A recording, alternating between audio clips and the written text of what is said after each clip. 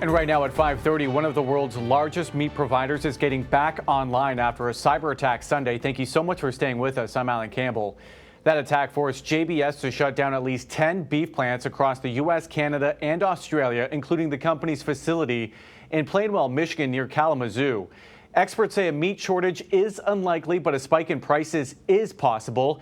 And this is the second attack on U.S. infrastructure we've seen in the last month.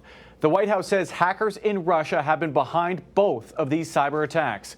And joining us now live to explain some of these cybersecurity issues is Tom Billington, CEO of Billington Cybersecurity. Tom, thank you so much for being with us. Thank you, Alan. Thank you for joining. Tom, first off, I have to ask you, how do hackers actually gain access to systems like we saw with the oil pipeline and now the meat processing plants? Yes, Alan. Well, sources tell me that both companies were likely initially spearphished, meaning a person received a malicious email and clicked on a link which gave the perpetrator access to the company's networks.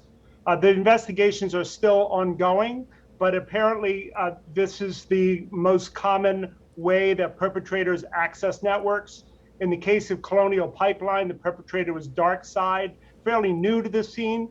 For JBS, the largest meat supplier, as you stated, Alan, the hacking group was Reveal, based likely somewhere in the former Soviet Union.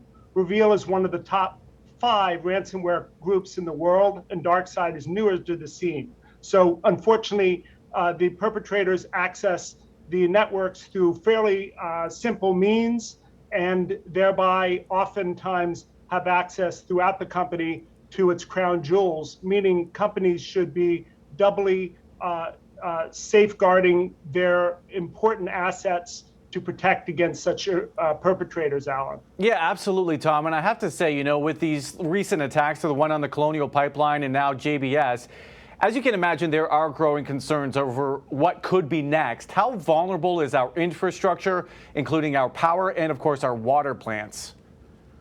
Well, great point. And critical infrastructure as a whole, unfortunately, has great vulnerabilities currently.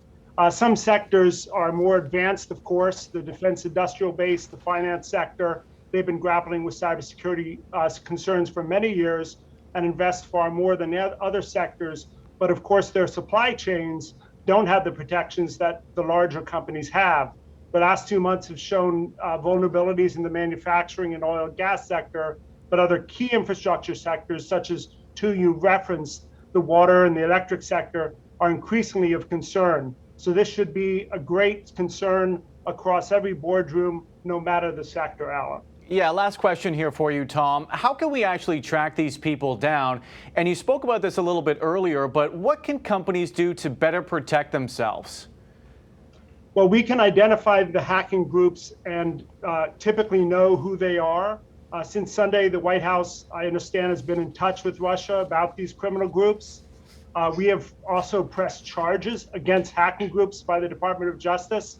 The new White House cybersecurity director, who has been nominated, put it very well that going forward, an attack against any one of us should be an attack against all of us. And I think you'll see a more aggressive stance by this administration against particularly the Russians, who have most likely perpetrated these actions. But our legal systems don't allow us to arrest the criminals if they're in their home countries. So we resort to heightened sanctions, to expulsion of diplomats, etc. What can we do to protect ourselves? There are common hygiene practices, backing up your data, enabling two-factor authentication, training your workers not to click on suspect links. But most of all, we need to improve the security of the underlying software and its coding. My advice is to companies listening and to their executives is failing to prepare is preparing to fail. So let's make sure we prepare for the next outcome that we hope is better than the last two. Yeah, thank you. Absolutely. Some great information there, Tom. Thank you so much for joining us this afternoon. Really appreciate it. You're so welcome. Thank you for having me.